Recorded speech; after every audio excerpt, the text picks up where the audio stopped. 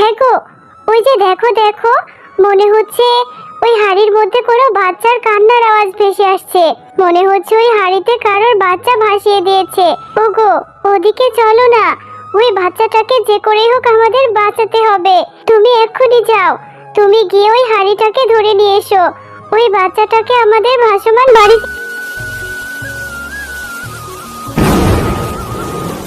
হে আল্লাহ, যেভাবে বৃষ্টি হচ্ছে দেখে তো মনে হচ্ছে এইবার বন্যা না হওয়া পর্যন্ত বৃষ্টি থামবেই না। সে কি মা, বন্যা হবে? মা, মা, বন্যা হলে তো বাড়িঘর সব ভাসিয়ে নিয়ে যাবে, আর আমরাও ডুবে মারা যাব মা। না মা, এইসব কথা বলতে নেই। জীবন মরণ সব আল্লাহর হাতে। কার মৃত্যু কিভাবে হবে, কখন হবে, সেটা আল্লাহই ভালো জানে। তুই এখন ঘুমিয়ে পড় মা, আমি তো আছি তোর সাথে। ঠিক আছে মা। মা, ও মা, উঠে দেখো, আমাদের ঘরে কত পানি চলে এসেছে। আমাদের ঘর তো পানিতে ডুবে যাচ্ছে মা। আরে হ্যাঁ, তাই তো দেখছি। মনে হয় বন্যা হয়ে গেছে। কাল বন্যার কথা বললাম আর এখনই বন্যা হয়ে গেল। মা টিয়া, তুই ঘরে থাক, আমি বাহির থেকে আসছি, দেখি বাহিরের কি অবস্থা।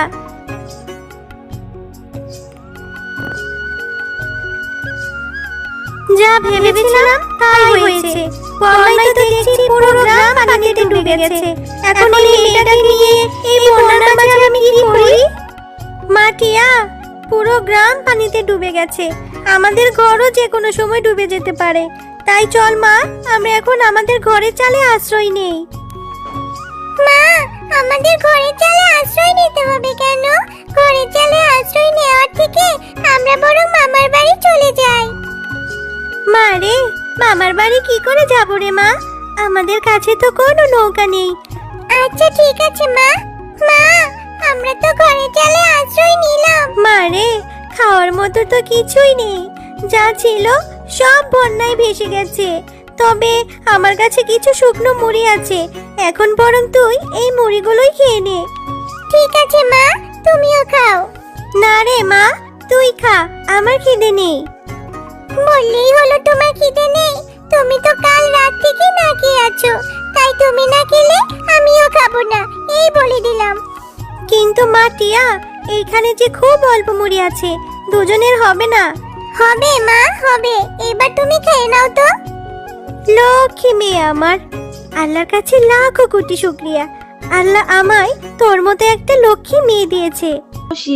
মা, এত পানি হয়েছে, আমাদের ঘরের চালা অবধি চলে এসেছে। না জানি ঘরটা কখন ডুবে যায়। আমাদের যদি বন্যার পানি ভাসিয়ে নিয়ে যায় তখন কি হবে মা? তুই এত চিন্তা করিস না তো মা, তোকে নিয়ে এত পানির মধ্যে আমি কি করে বের হব বল? তুই এখানে একটু বসে থাক, আমি দেখি যদি থাকার একটা ব্যবস্থা করতে পারি। ও মা, তুমি আমাকে রেখে কোথায় চলে যাবে? আমার যে একা একা ভীষণ ভয় লাগবে। তুমি কোথায় যাবে মা? আমাকে ছেড়ে যেও না মা। তুই ভয় পাস না মা, এই বন্যার পানির মধ্যে যদি তোকে নিয়ে যাই তাহলে তোর ডুবে যাওয়ার সম্ভাবনা আছে। আগে আমি নিরাপদে একটা জায়গার ব্যবস্থা করি, তারপর না হয় তোকে এসে নিয়ে যাব। একটু কষ্ট করে বসে থাক মা। আচ্ছা ঠিক আছে মা, আমি তাহলে বসে থাকি। তুমি কিন্তু তাড়াতাড়ি চলে আসবে। বাগিনী ভাবি, আপনি আমাকে আপনাদের বাড়িতে একটু আশ্রয় দেন না। আমি এই বন্যার পানির মধ্যে আমার মেয়েটাকে নিয়ে যে ভীষণ বিপদে পড়ে গেছি। আমার ঘরের চালা অবধি পর্যন্ত পানি উঠে গেছে। আপনার বাড়ির 2 তলায় যদি একটু থাকতে দিতেন। আমি তো এমনিতেই আপনার বাড়িতে কাজ করি। আমি না হয় এই কয়দিন আপনার বাড়িতে থেকেই কাজ করে দিব, তাহলে তো আপনারই সুবিধা হবে। না রে শেফা, আমার বাড়িতে কি করে তোকে থাকতে দিব? তুই তো দেখেছিস আমার ঘর অবধি পানি চলে এসেছে। এখন আমি তোকে কি করে আশ্রয় দিব বল? আর 2 তলায় তো আমাদের নিজেদেরই থাকতে হয়, আবার ভাড়াটিও আছে। তবে একটা ঘর খালি আছে, যদি কেউ অনেক টাকা ভাড়া দেয় তাহলেই রাখতে পারি। ভাগিনী ভাবি, আপনার বাড়িতে কাজ করে যেই টাকা পাই সেই টাকা থেকে না হয় ভাড়ার টাকাটা কেটে রাখবেন, আমাকে ফিরিয়ে দিবেন না ভাগিনী ভাবি। আমি যে বড্ড বিপদে পড়ে যাব আমার মেয়েটাকে নিয়ে। আপনি আশ্রয় না দিলে যে আমার মেয়েটাকে নিয়ে পানির মধ্যে ডুবে মরতে হবে। না রে শেফা, আমার বাড়ির ভাড়া অনেক বেশি, আবার এখন তো বন্যার সিজন, এখন তো বাড়ি ভাড়া আরো বাড়িয়ে দিব। আর তুই যেই টাকা বেতন পাস তাতে আমার বাড়ি ভাড়া হবে না। তুই এখানে দাঁড়িয়ে না থেকে অন্য জায়গায় গিয়ে খোঁজ কর। ও মা, আবার তো দেখি বৃষ্টি শুরু হয়ে গেল। আমার যে খুব ভয় লাগছে। মা, ও মা, কোথায় গেলি তুমি? তাড়াতাড়ি ফিরে এসো। আমার যে খুব ভয় লাগছে। এই বৃষ্টিতে পানি যে শুধু বাড়তেই আছে। আমার মা এখনো আসছে না কেন? মা, ও মা, তাড়াতাড়ি আসো তুমি। এটা কি আসছে এইদিকে? এটা দেখে যে আমার আরো ভীষণ ভয় লাগছে। তুমি ভয় পেও না মিষ্টি মেয়ে, আমি তো জলপরি। আমি সমুদ্র থেকে এই বন্যার পানিতে ঘুরতে এসেছি। তোমার কি হয়েছে? তুমি এইভাবে কাঁদছো কেন? জলপরি, তুমি জলপরি? জানো জলপরি, বন্যার পানিতে আমাদের ঘরটা যে ডুবে গেছে। আমার মা আর আমি এখন কোথায় যাব? আমাদের যে যাওয়ার মতো কোনো জায়গা নেই। আমার মা সেই কখন গিয়েছে একটি থাকার জায়গা খোঁজার জন্য, কিন্তু এখনো আসছে না। আমি যে একা একা এখানে বসে আছি। আমার মাকে ছাড়া আমার এখানে খুব ভয় লাগছে। তুমি ভয় পেও না মিষ্টি মেয়ে, আমি তোমাকে সাহায্য করছি। আর এই বাড়িটা আমি তোমাকে দিয়ে দিচ্ছি। এটাতে তোমরা থাকতে পারবে, আর এটা কখনো পানিতে ডুবে যাবে না। তোমাদের যতদিন খুশি ততদিন তোমরা এই বাড়িতে থাকতে পারবে। আর তোমাদের কোনো প্রয়োজন পড়লে আমাকে ডেকো, আমি সাহায্য করতে চলে আসব। আর শোনো, তোমাদের এই ঘরের মধ্যে খাবার দাবারেরও কোনো অভাব থাকবে না। যা খেতে চাইবে তাই খেতে পারবে।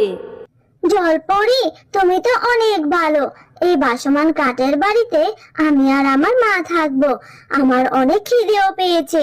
এই ভাসমান কাঠের বাড়িতে ঢুকে আমি এখন অনেক খাবার খাবো, আর গ্রামের সকল অসহায়দেরকে সাহায্য করব। তোমাকে অনেক অনেক ধন্যবাদ জলপরি। তোমার সাথে কথা বলে আমারও খুব ভালো লেগেছে। তোমরা ভালো থেকো, আর প্রয়োজন হলে আমাকে ডেকো। আমি এখন চলে যাচ্ছি। বিদায় বন্ধু।